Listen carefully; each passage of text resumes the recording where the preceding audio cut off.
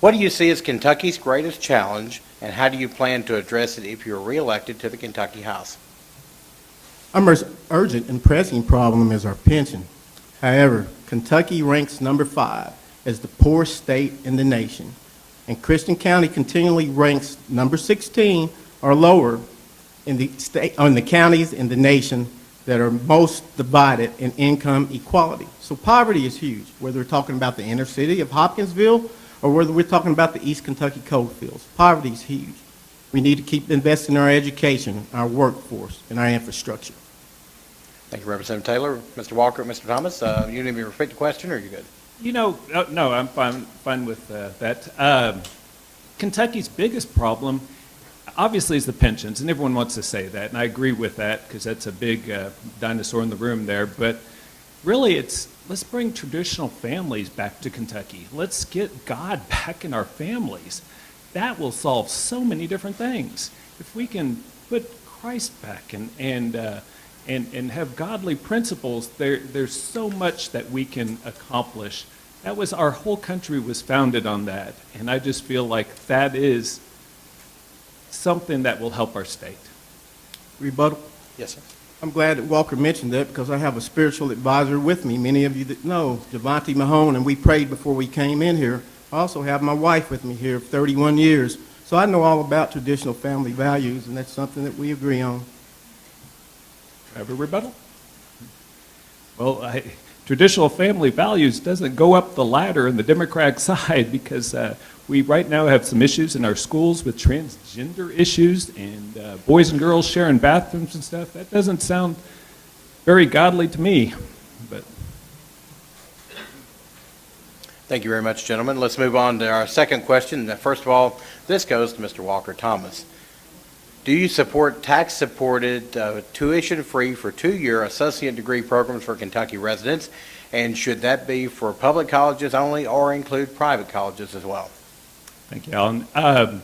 Many of you all know that I'm a strong advocate for our Hopkinsville Rotary Club. We have exactly what they are proposing right here in our communities. For a 2.5 GPA and never been expelled, we will send you to college 2 years free.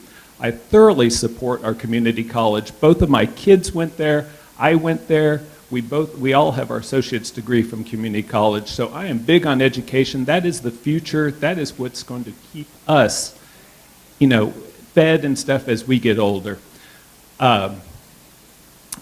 So saying that, I'm sorry, lost my thought for just a sec there. But I'm not in favor of spending more tax dollars to send all of our kids to college. We have it here, and I think we're facing way too many tax burdens on us now, funding our pension and also funding infrastructure and other things that we have coming up. Representative Taylor, same question.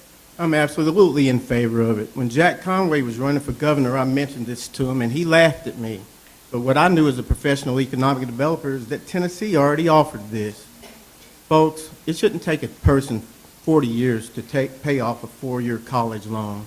We have to invest in our education. That's the way we increase our tax base, and that's the way we compete in a global economy. Okay. All minds are clear. We'll move on to question number 3. This goes first of all to Representative Jeff Taylor. We'll continue on the education thing. Representative Taylor, do you believe a state law should be enacted allowing charter schools? Explain the reasons and boundaries of your answer. I don't really have anything against charter schools per se. However, I don't want them handpicking our best and brightest students out of our public schools. I think that any public school that has issues, we need to just take that money and invest in that public school. And they certainly have their share of issues. But if charter schools were, and I don't support them, but if we did do them, then they still need to ask to our local school board. Mr. Thomas? It's kind of different because charter schools are public schools. It is funded by taxpayer dollars. Those dollars follow the student. So what people have to apply to get into this school, and it pulls out the ones that really want to learn. Charter schools would be phenomenal up in Louisville, Lexington. So there's places in our state that they might be great for. I'm not advocating right now that we have them in Christian County, but there are other places in our state right now that would benefit them from tremendously. Louisville is yelling for charter schools. They have some issues up there, and they're yelling for charter schools. Charter schools have been proven that minority populations that go to these are almost 36 days ahead in reading and 26 days ahead in math than public schools when they're compared side by side. So there's some benefits of charter schools, and we need to look at that option. All minds are clear. We'll move on to our next question. Government is responsible for the health and welfare of its citizens. Do you support health care in Kentucky under the recently approved Bevin proposal or something else? Representative Taylor, you're first. Or, excuse me, Walker Thomas, you're first on this one. Okay. Healthcare, first of all, your first statement, government is saying is responsible for healthcare. I don't remember that in the Constitution, but even saying that, since we have it here, my wife and I pay probably almost $1,000 a month for healthcare, and that is one of the biggest issues as I go around and talk to people around the community. Healthcare is eating us alive. It's going up at a quick rate. We have to do something. Our state had 400,000 people on Medicaid before Obamacare was put in. It now has 1.4 million.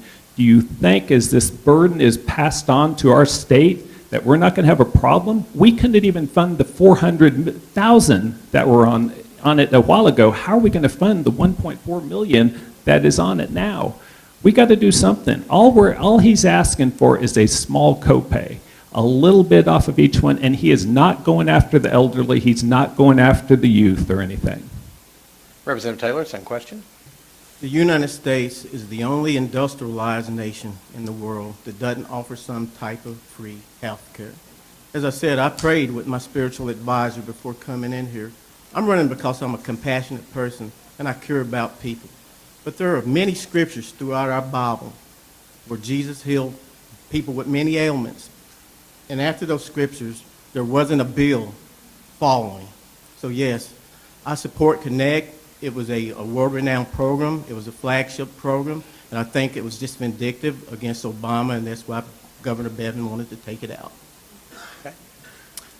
First of all, nothing's free. And you're seeing that on your own premiums. My kids are seeing that. Everyone's premiums are going up, so there is nothing free.